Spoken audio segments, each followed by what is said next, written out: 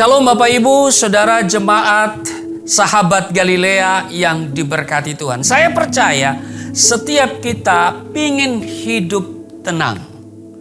Nah, Amsal pasalnya yang ke-14 ayatnya yang ke-30 berkata, hati yang tenang menyegarkan tubuh, tetapi iri hati membusukkan tulang. Hati yang tenang menyegarkan tubuh. Saudara, pandemi COVID-19 yang masih berlangsung sampai saat ini berdampak buruk bukan hanya pada kesehatan, tapi juga pada kehidupan ekonomi.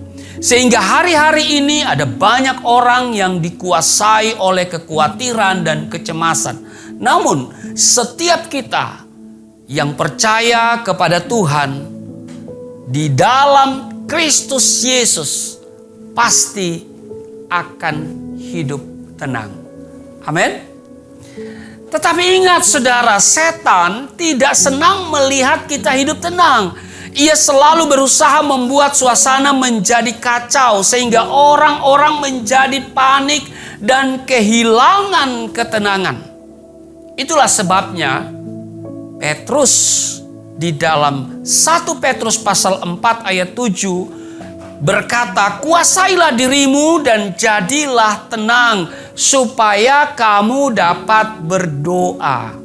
Berarti doa yang efektif adalah doa yang lahir dari hati yang tenang. Amin. Karena orang yang tenang dapat merasakan kehadiran Tuhan. Orang yang tenang dapat mendengarkan suara Tuhan dan percaya Tuhan pasti akan membelanya. Artinya, setiap orang percaya sangat membutuhkan ketenangan. Saya membutuhkan ketenangan, saudara juga butuh ketenangan. Orang yang sedang ada di ruang ICU, yang sakit mungkin koma juga membutuhkan ketenangan. Orang-orang yang sedang dalam ujian, ya, anak-anak sekolah perlu ketenangan supaya mereka mampu menghadapi ujian. Tanpa ketenangan tidak mungkin kita dapat kuat di dalam Tuhan dan dapat berdoa. Sesungguhnya dunia sudah kehilangan ketenangan, saudara. Orang kaya bingung menyimpang uangnya hari ini agar tetap aman. Perhatikan, ada satu bank tertentu yang beberapa hari yang lalu ada banyak orang datang ke sana antri dan mereka tidak bisa mengambil uangnya. Orang miskin juga bingung bagaimana cara untuk mendapatkan uang. Jadi lihat, orang kaya juga tidak tenang, ya. Kekayaan tidak membuat dia tenang, ya. Juga kemiskinan tidak membuat orang kemudian menjadi tenang, saudara, ya. Orang yang percaya kepada Tuhan Yesus pasti tenang. Amin. Sesungguhnya ada banyak perkara yang dapat membuat orang menjadi tidak tenang. Saudara dengar baik, saya mau katakan dari tempat ini, ketenangan bukan sebuah keadaan, tetapi sebuah keputusan. Artinya, walaupun situasi kelihatannya tidak tenang, tetapi kita dapat memutuskan agar tetap tenang. Sebagai orang percaya, kita tahu bahwa kita mempunyai Allah yang dahsyat, Allah yang luar biasa, Allah yang tidak pernah mengecewakan. Ia selalu siap menolong dan Ia punya pertolongan itu datang tepat pada waktunya.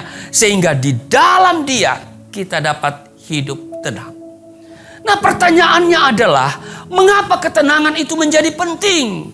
Yang pertama, saudara, ketenangan mendatangkan kekuatan.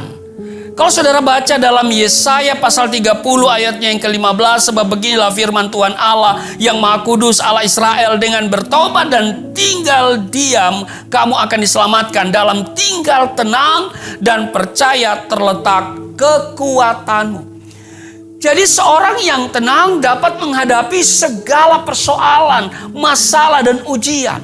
Ketenangan itu merupakan sumber kekuatan untuk bersuka cita, melakukan firman Tuhan, dan tetap setia mengiringi Tuhan. Yang kedua, dengan ketenangan kita dapat memuliakan Allah. Kisah Rasul pasal 11 ayat 18 berkata seperti ini.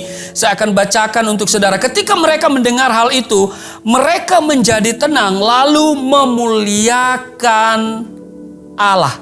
Ya. Memuliakan Allah. Katanya, jadi kepada bangsa-bangsa lain juga Allah mengaruniakan pertobatan yang memimpin kepada hidup. Nah, saudaraku yang kekasih, orang yang tidak tenang, pikirannya cenderung selalu negatif. Karena itu mustahil dia dapat memuliakan Allah. Yang ketiga, apa pentingnya ketenangan? Dengan hati yang tenang, kita mudah untuk berdoa.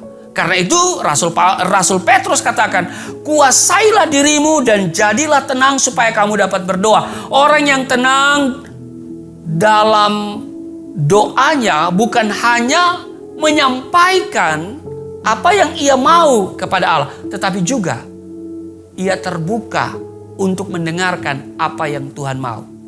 Nah, Alkitab menjelaskan bahwa hati yang tenang akan menyegarkan tubuh. Itu yang kita baca tadi dalam Amsal 14 ayat 30. Artinya, orang yang tenang tubuhnya tetap sehat dan hidupnya memiliki semangat.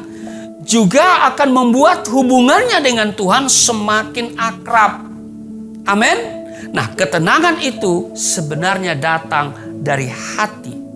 Hati yang takut akan Tuhan. Amin. Tuhan Yesus memberkati. Mari kita berdoa. Tuhan, berilah kami ketenangan dan kami ambil keputusan di tengah situasi yang membuat kami tidak tenang. Kami ambil keputusan untuk tenang. Hati kami telah dipenuhi oleh Roh Kudus, maka hati itulah yang akan membawa kami pada suasana yang tenang. Karena kami percaya bahwa ketenangan itu adalah sebuah keputusan. Di dalam nama Tuhan Yesus, haleluya. Amin.